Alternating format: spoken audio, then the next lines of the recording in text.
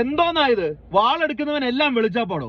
ഒരു വണ്ടിയിൽ ഒരു ചുമല ബോർഡ് വെച്ച് കഴിഞ്ഞാൽ പിന്നെ റോഡിലുള്ള ഒരു നിയമവും ബാധകമല്ല, സാധാരണ ജനങ്ങൾ പാലിക്കുന്ന ഒരു നിയമവും ഞങ്ങൾക്ക് അനുസരിക്കേണ്ട കാര്യമില്ല എന്ന് ചിന്തിക്കുന്ന കുറെ കോണാത്തിലെ സർക്കാർ ഉദ്യോഗസ്ഥരിൽപ്പെട്ട ഒരു പുന്നാര ബഹുമാന അദ്ദേഹത്തെയാണ് ഞാൻ നിങ്ങളുടെ മുന്നിലേക്ക് കാണിക്കുന്നത്. അർജുൻ എന്ന് പറയുന്ന സഹോദരൻ കഴിഞ്ഞ ദിവസം ഷെയർ ചെയ്ത ഒരു വീഡിയോ ആണ്. കോട്ടയം മനോരമ ജംഗ്ഷനിലുള്ള സിഗ്നലിൽ നിന്നുള്ള കാഴ്ചകളാണ് നിങ്ങൾ കാണുന്നത്.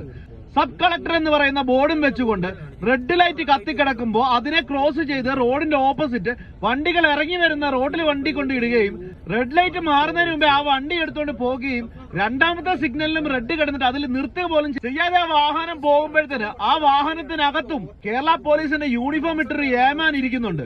ആ പോയ വഴിക്കും ഈ സിഗ്നലിലും ഏമാന്മാർ നിൽക്കുന്നുണ്ട്. ഗണേഷ് കുമാർ എന്ന മിനിസ്റ്ററിനോടാണ് ചോദിക്കുന്നത്. എല്ലാവർക്കും വേണം, മുഖ്യമന്ത്രിക്കും വേണം, മന്ത്രിമാർക്കും വേണം, MLA-മാർക്കും വേണം, എല്ലാവർക്കും നിയമം തെറ്റിച്ചു പോകാം.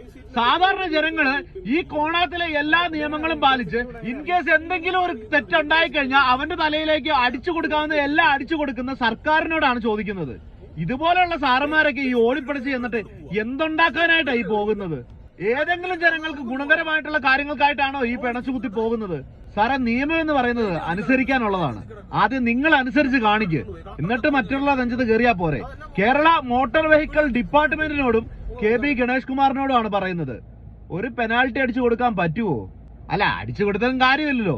അമ്മന്റെ കാശല്ലേ എടുത്ത് അങ്ങോട്ട് തരുന്നത്, അല്ലാതെ ഈ ഏമാന്റെ പോക്കറ്റിൽ നിന്ന് എടുത്ത് ഒരു പിഴ അടയ്ക്കാൻ പോകുന്നില്ലല്ലോ. എങ്ങനെ പോയാലും നഷ്ടം ജനങ്ങൾക്ക് തന്നെ.